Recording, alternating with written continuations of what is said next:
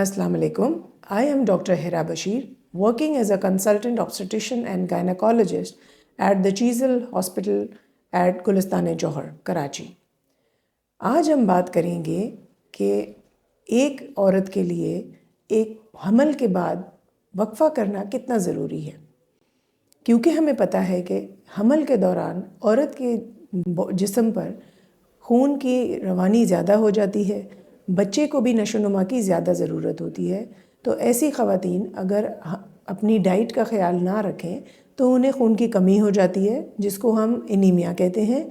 उनको कभी कभी खून भी लगता है और कभी इंजेक्शन्स भी लगने पड़ जाते हैं। तो इसीलिए आज हम बात करेंगे कि अगर एक औरत डिलीवरी के बाद वक्फ़ा करना चाहे तो उसको कम से कम अगले हमल तक 3 साल का वक्फ़ा करना चाहिए।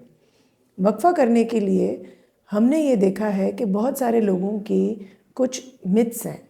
कुछ लोगों को लगता है कि अगर हम टैबलेट्स खाएंगे तो हमारा वज़न बहुत बढ़ जाएगा, और अगर हम IUCD आम ज़बान में जिसको छल्ला कहा जाता है वो रखवाएंगे तो हमारी बच्चेदानी फट जाएगी या हमें इरेगुलर मेंस्ट्रुअल ब्लीडिंग के प्रॉब्लम्स शुरू हो जाएंगे। तो आज हम बात करेंगे कि कोई भी कॉम्प्लिकेशन कभी भी किसी को भी हो सकती है, लेकिन ये ज़रूरी नहीं कि हर किसी को हो। हज़ारों में से किसी एक के साथ कोई प्रॉब्लम हो सकता है, लेकिन इसका मतलब ये नहीं है कि वो तरीका या वो मेथड जो अप्लाई किया जाए वो गलत है। आर्जी तौर पर वक्फ़े करने के हमारे पास कौन कौन से तरीके मौजूद हैं।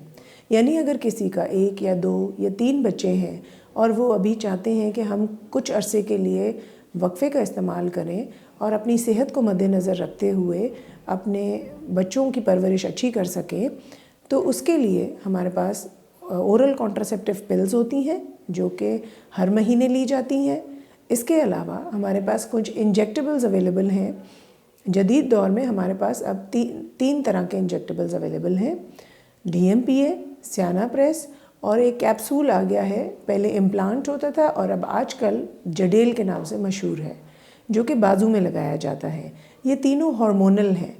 ये महीनावार और साल तक आपकी जिस्म में स्लो हार्मोन रिलीज़ करते हैं, जिससे कि आपके हार्मोन लेवल्स कंट्रोल होते हैं और आप हमल से दूर रहते हैं।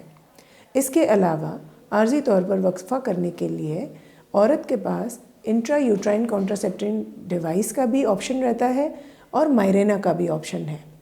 इंट्रा यूट्राइन कॉन्ट्रासेप्शन डिवाइस आम ज़बान में इसको छल्ला कहते हैं। ये औरतें अपने हमल के दिनों में रखवा सकती हैं।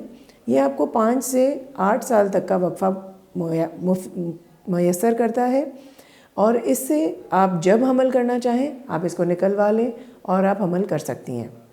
सवाल ये आता है कि अगर मैं ये रखवाऊँ तो इससे मुझे इरेगुलर ब्लीडिंग होगी या मेरी बच्चेदानी फट जाएगी। ऐसा बिल्कुल नहीं होता।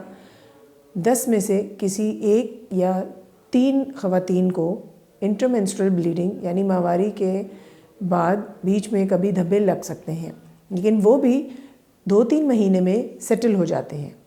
आप कोई भी तरीका अपनाएंगी, कुछ महीने आपको उस तरीके पर सेटल होने के लिए लगेंगे और उसके बाद बिल्कुल चीज़ें नॉर्मलाइज हो जाती हैं और फिर वो आपके लिए बहुत बेनिफिशियल होगा।